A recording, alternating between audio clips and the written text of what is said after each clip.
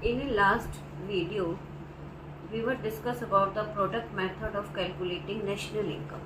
Why the product method? Product method we discuss कि हम क्या कैलकुलेट करते हैं, gross value added at market price, और इसी को हम क्या लिखते हैं, जीडीपी एमपी। ठीक है, तो first of all with the help of this sum हमें क्या निकालने को कहा गया, net value edited factor cost. But product method से तो हम क्या निकाल सकते हैं, GDP MP.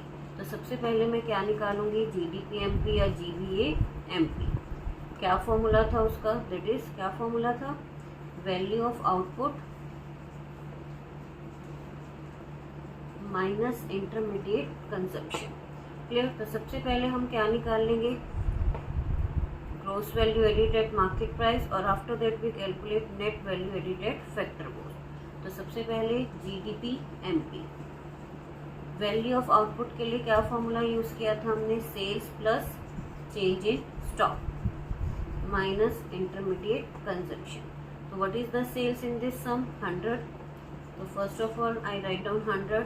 After that change in stock, change in stock का क्या फॉर्मूला था, you just write down here, change in stock का formula closing minus opening, and in this sum what is closing 20 and opening stock is 10।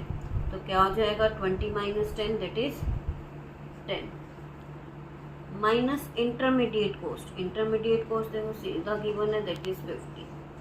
तो what is our GDP MP, या you can say that GVA MP. 110 में से minus को मैं 50 को minus किया, कितना आ गया, दैट इज 60। अब ये तो अभी क्या आया है मेरा, जीडीपी एमपी या जीबीए एमपी, बट मुझसे क्वेश्चन में क्या निकालने को कहा गया है, net value added at factor cost. तो फर्स्ट ऑफ ऑल मैं क्या लिखूंगी, जीबीए एमपी। अब मुझे कहाँ जाना है, ग्रोस से नेट पर। क्लियर। वैसे मैं इसके लिए अलग से एक वीडियो बना दूंगी, जो 8 रिलेटेड एग्रीगेट्स होते हैं और जो 3 टर्म्स होती हैं, gross and net. Second one is domestic and national, and the third one is market price and factor cost. But अभी के लिए हमें कहाँ जाना है, ग्रोस से नेट। तो क्या करना होगा, माइनस डेप्रिसिएशन। ठीक है, और जैसे ही मैं ग्रोस से नेट पर गई, अब मुझे कहाँ जाना है, मार्केट प्राइस से फैक्टर कॉस्ट की तरफ। ठीक है, मार्केट प्राइस से फैक्टर कॉस्ट पर जाने के लिए हमें क्या करना है, माइनस NIT।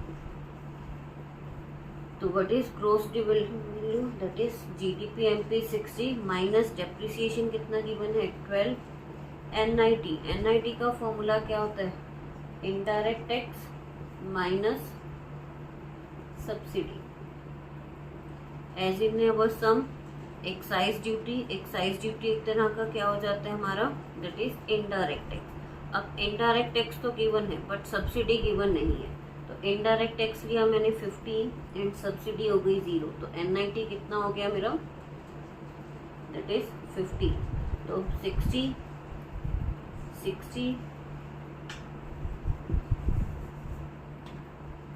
60 माइनस 12 माइनस 50 कितना आ जाएगा, 60 में से माइनस किया 27, and that is your answer. कितना होगा, I think 33, that is our answer. Clear.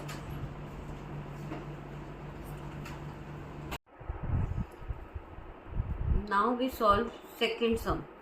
In a second sum as be showing that calculate value of out. तो जो भी अदर सम्स होते हैं, ज़रूरी नहीं है कि हर सम में आपसे कुछ यही पूछा जाए। किसी सम में आपसे पूछा जा सकता है सेल्स निकालो, किसी में इंटरमीडिएट कंजम्पशन निकालो।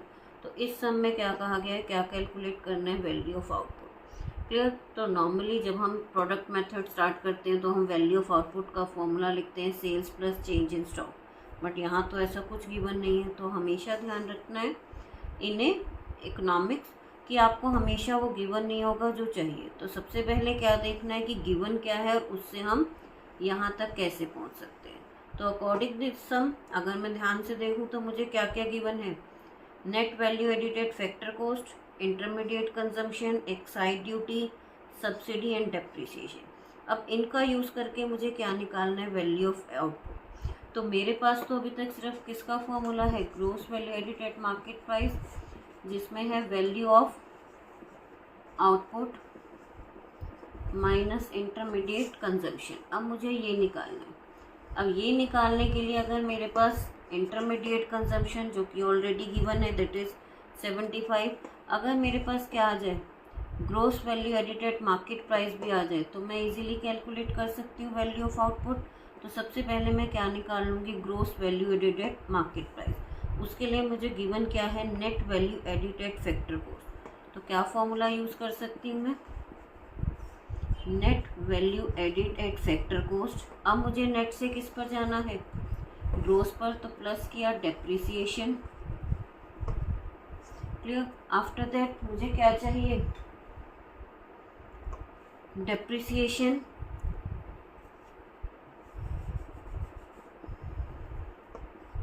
ठीक है, डेप्रिसिएशन। उसके बाद मुझे क्या चाहिए, फैक्टर कॉस्ट से कहाँ आना है मुझे, मार्केट प्राइस की तरफ, तो प्लस N90।